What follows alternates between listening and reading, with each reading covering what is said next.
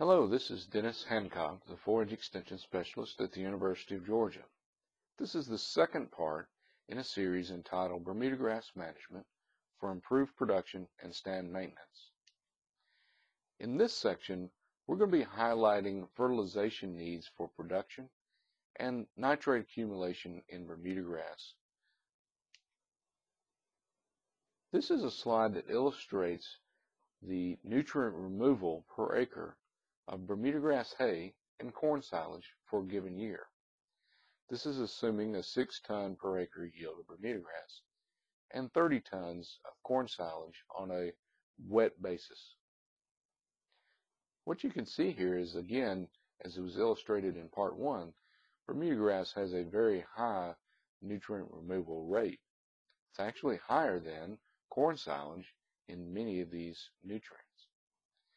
The point I'm trying to illustrate here is that we need to be replacing many of these nutrients, or we're going to run out of both nutrients for producing the yield, but also being able to maintain the stand. If we look at the cost of production of Bermudagrass hay, these are the breakdown in cost that we would expect. Overall, the price per ton is going to be somewhere in the $100 to $110 range. This is anticipating about $45 worth of fertilizer being used. Another $20 worth being tied up in fixed and management cost associated with the land and with the equipment used in the production of it. Then the third biggest expense is in the fuel and the repairs to the equipment that are variable cost of production. Then there are a number of other costs that are associated with this as well. Another one that I want to point out is lime. Lime represents a relatively small portion of the overall price, but as we'll see later, has a big impact on the value that we realize out of the fertilizer dollar that we put out. Certainly, we have had all kinds of wacky things occurring with our fertilizer prices, especially in the last 3 to 4 years. Consistently in the 90s and the early 2000s, we had nitrogen prices that were relatively stable, phosphorus prices that were slightly under the nitrogen prices, and then potassium prices that were relatively lower still. But all of that has been turned topsy-turvy and rearranged. Although we're seeing some better prices than we saw in 2008, we still are having some real difficulty, especially with potassium prices and nitrogen prices. Unfortunately, this has not been reflected well in hay prices for those who commercially produce their hay for sale. We've seen an uptick in prices. In 2008, we hit a high of about $94 per ton. But probably what we're going to see in 2009 is that the average is going to shake out to be around $70 per ton of hay. But if we reflect back on our cost of production, our break-even is somewhere around $105. So we're much, much lower in terms of price than what our break-even value really is. So it never has been more important than it is now to soil test and follow those fertility recommendations. Your hay fields should be sampled every year, and a third of your pastures should be sampled each year, so that in the span of 3 years, you have all of your pastures with soil test data on them. Certainly, costs increase when the soil fertility decreases. And this is reflected in a calculation that I did a few months back using some relatively high prices of UAN, liquid nitrogen, DAP, and potash. So let's assume that the P and K have been equally taken care of or equally neglected in a particular field. And let's consider the impact it has on the cost of Bermudagrass fertility. If we have a very high phosphorus and potassium level in our soil, then essentially all we need to add is 250 pounds of nitrogen, and our costs are going to be somewhere as you see here. If we have a high level of P and K, we may need to supplement slight amounts of phosphorus and potassium just in order to maintain that level of fertility. But that's going to cost us some amount of money and a substantial amount relative to when we need not apply any phosphorus and potassium. But of course, as we get down into the low P and K category, the addition of 80 to 250 units of potassium really begins to show up, and we see a very expensive proposition here for producing Bermudagrass hay. Another key thing to consider is that we need not cut back on the lime that's applied. Our priority is still lime because that affects many aspects of soil fertility. Bermudagrass is quite responsive to soil pH. What we found in some research from Texas is that, for example, Tifton 85 is very responsive to soil pH, even when high amounts of poultry litter have been applied. And as you can see here, there's a straight line response to soil pH even at these higher levels of poultry litter addition. Now this is just 1 year in one location, but this has been reported in many other situations as well. One other way that soil pH affects the situation in these fields is by affecting the availability of plant nutrients.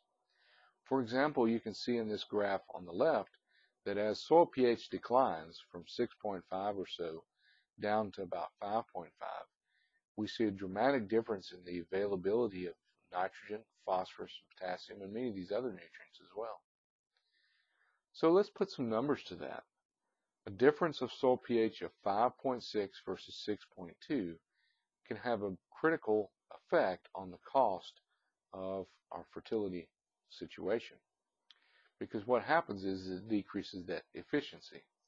So for example, if we're using 200 pounds of nitrogen, and let's value that nitrogen at about 55 cents per pound, a decrease in efficiency from a soil pH of 5.6 to 6.2, that decrease in efficiency is about 35%.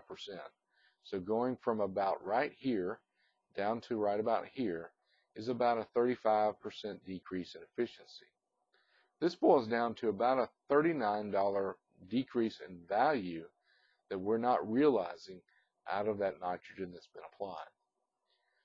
So the same could be said for phosphorus, here in this case 50 pounds, here in this case for potassium 150 pounds. And when we total all of that up, that equates to about $64 worth of fertilizer that we're not getting the true value out of because we've had this decrease in efficiency induced by lower soil pH. So this is actually a really good example of how the lime that is applied is of great value. Lime could certainly negate these losses if we lime that soil and bring it up to a pH of 6.2. Now, the nitrogen response curve of Bermudagrass is quite well known. This is a quadratic response to nitrogen rate. And generally, our recommendations fall between 300 and 400 pounds of nitrogen. And then also at the lower end for pastures and for low input hay fields, around 200 to 300 units of nitrogen will be required.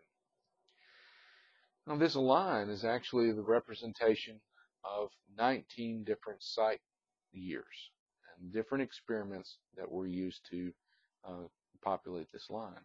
So this is the average or normal response. But let me actually show you the raw data that went into creating this response curve. Here you can see data points scattered about that line that are quite large in terms of the range about that line, as much as 25 or 30% above or below, depending on the individual situation, the individual site year, and the year's weather conditions for that particular site. Here's some more recent data looking at 4-year study on 2 different soil types for Tifton 85 Bermudagrass. And you can see that it was quadratically related to nitrogen. This was work that was done by Bill Anderson at the USDA-ARS unit in Tifton. And you can see that the difference in soil type here really shows up, especially at the lower end of the nitrogen rate.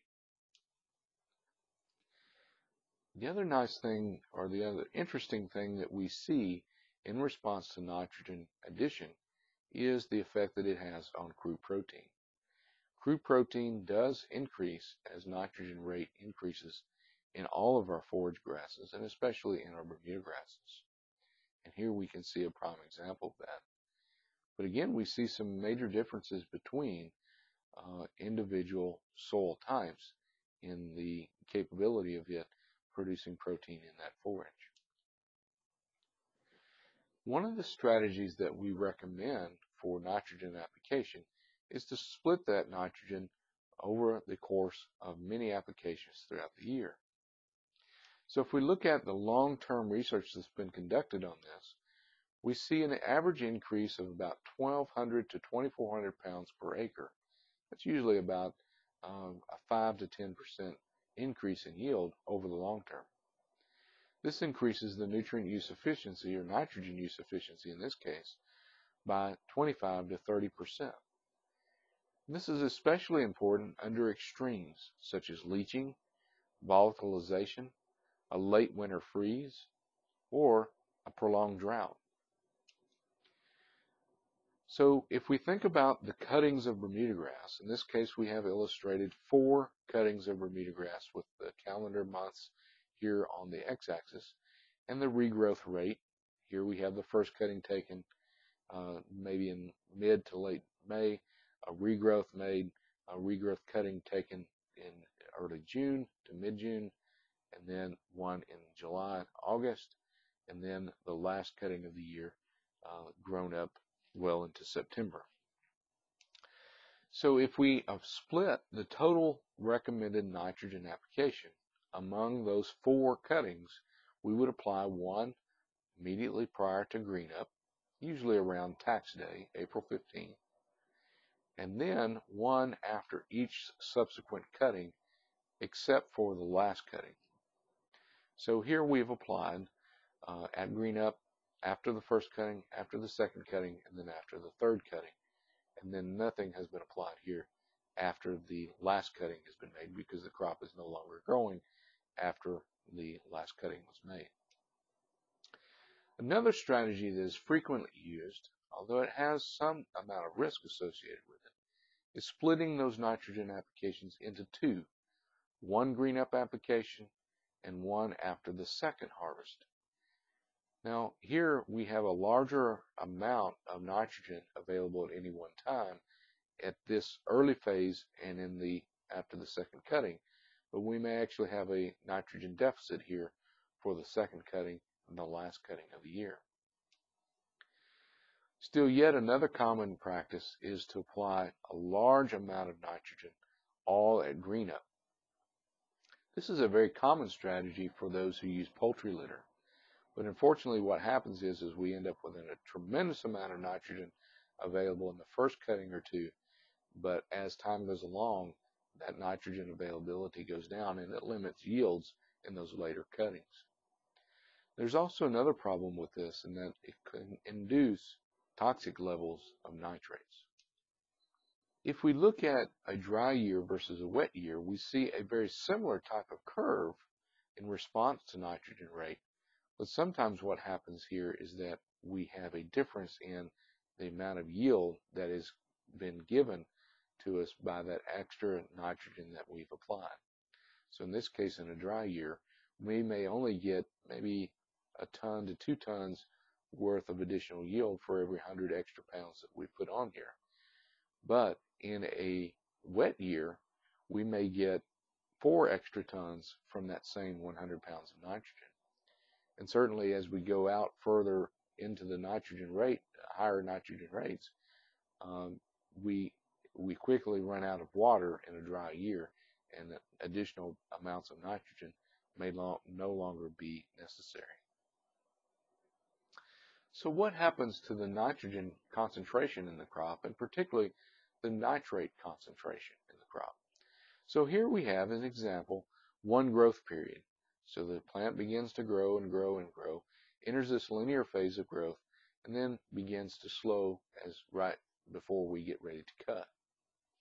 So these are the days of growth following the last cutting or the regrowth period here at the initiation of the first growth of the year. So let's look at nitrate concentration in the crop during this same time.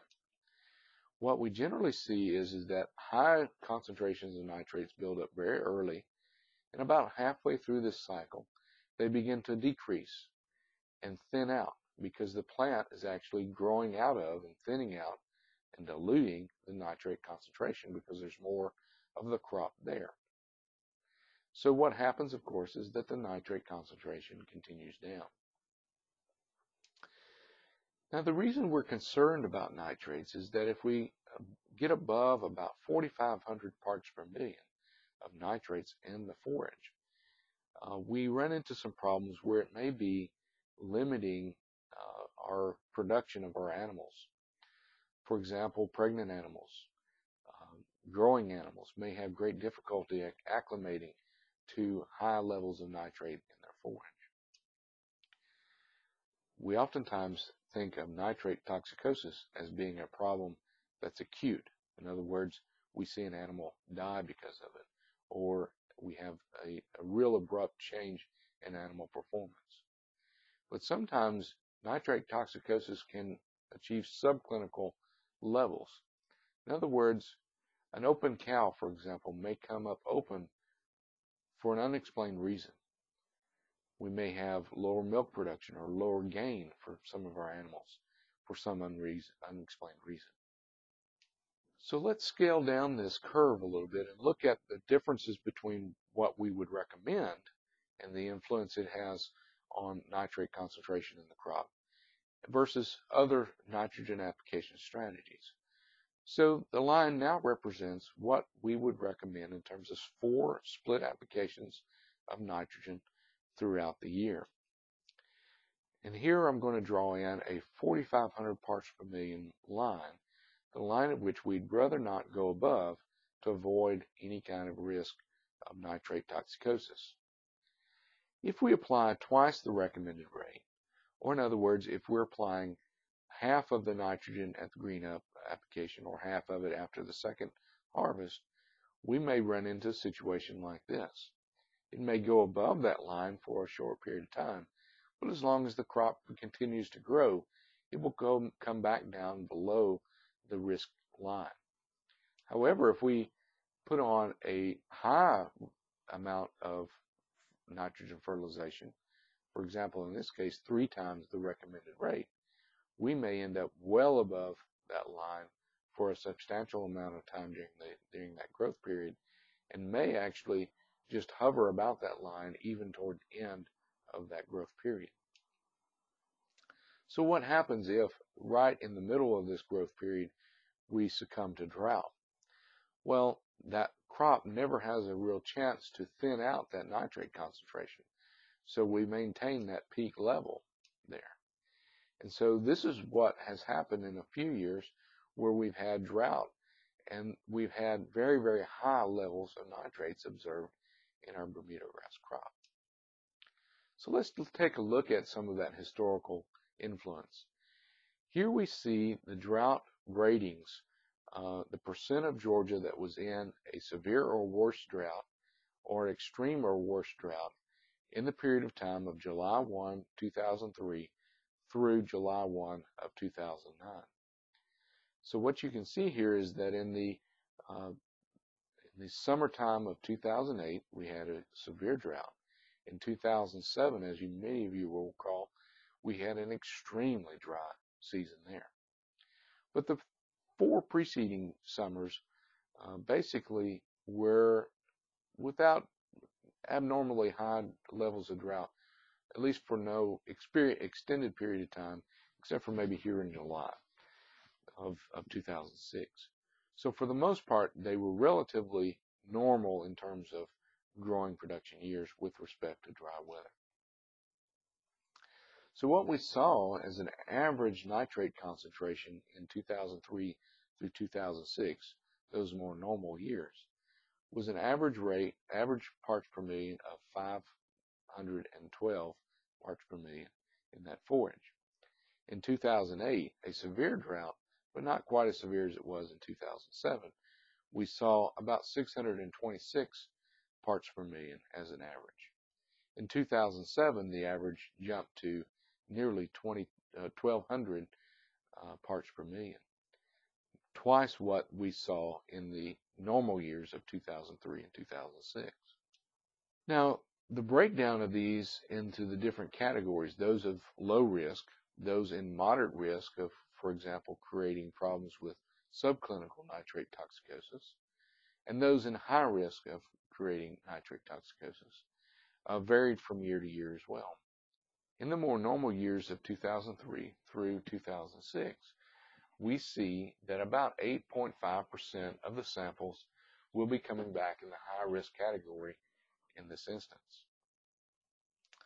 In 2008, what we saw was that jump to about 10.8%. But in 2007, we almost doubled that and went up to 15.1% of the samples coming back in this high risk category.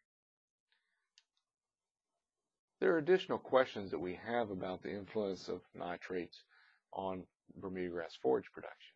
For example, how much effect are high nitrates having on reproduction? How successful can we be in preventing high nitrates? Will climate change increase the incidence of this problem? In other words, with the increased instance of drought and the severity of the drought, will that influence this problem as well? The bottom line is we still need to do additional research, but we do have some preliminary indications of that we've got a problem here that we need to address. And most of this can be addressed through successful strategies to prevent nitrate toxicosis. So what are some of those strategies? Well, again, it gets back to this aspect of splitting your nitrogen applications. Here's some data from 2008 at Tifton in a severe drought year at this location. Along the x-axis here, you see different nitrogen combinations. This is ammonium nitrate split 4 times. So ammonium nitrate that has been split applied over 4 different applications. And also here right beside of it is urea that has been treated similarly, split 4 times. 300 pounds were split over 4 applications. Next along this line, you see ammonium nitrate that's been split only twice, as well as urea that has been split only twice. And then we have products like agrotane treated urea, super urea, Nutrisphere treated nitrogen, ESN, which is a polymer coated urea product, and then a control treatment where no nitrogen was applied. So what you can see here, and what you should want to compare here, is the urea split twice versus these other enhanced efficiency products, and then also looking at how urea split 4 times compares to ammonium nitrate and some of these others that may be split only twice or split 4 times. So on the x-axis here, we have nitrate concentrations in parts per million. I'm going to draw in 2 lines here. The yellow dotted line is the 2,500 parts per million line, above which we run the risk of subclinical nitrate toxicosis. The red line here is 4,500 parts per million, above which we run the risk of acute nitrate toxicosis and even animal death. So let's look at the 4 cuttings in this particular year. H1 represents harvest 1, harvest 2, harvest 3, harvest 4, etc. So here we see the nitrate concentrations for harvest 1 from ammonium nitrate split 4 times, urea split 4 times, and so forth. Now, the bars here on the right-hand side represent the least significant difference. Any difference here that is larger than what this bar is represents a significant different situation. In this case, we really didn't have much significant differences here except for the ESN and the control versus ammonium nitrate split twice. The second cutting, we got relatively good rains in that particular cutting, and as a result, nitrate concentrations were low. But in the third cutting of the year, we saw a dramatic increase in nitrate levels. Notice here that the ammonium nitrate split twice. Right after that cutting, after that second cutting, we applied 150 units of nitrogen, and we saw a spike here in the level of nitrates in that particular treatment. The reason being is that this harvest number 3 was impacted by the drought fairly severely in that particular year. We saw a slight difference there, a significant difference between the urea split twice and the ammonium nitrate split. That probably is due to ammonia volatilization. But we also see that some of these enhanced efficiency products that have been applied twice instead of being split 4 times have much higher levels of nitrates as well. But notice here again that the difference between ammonium nitrate split 4 times and urea split 4 times versus their counterparts that have been split only twice. This is a strategy that we can employ to reduce our risk of nitrate toxicosis. In the fourth cutting of the year, we saw relatively no differences here, relatively no problems with nitrate levels in the forage. In the next part of this presentation, we'll talk more about the use of urea-based fertilizers, how we can enhance those fertilizers a little bit, and then looking at needs of the Bermudagrass stand from a maintenance standpoint. Then I'll also talk about harvesting methodologies and the effect that extended grazing may have on Bermudagrass stand maintenance, and then also talk about burning of our Bermudagrass stands in February and early March in order to induce early spring green up and also to reduce other problems in that particular stand. Again, if you have any questions about this presentation or need other information about Bermudagrass management, I encourage you to check out our website at georgiaforages.com, or within any county in the state of Georgia, dial 1-800-ASK-UGA1 to get in contact with your local county extension agent.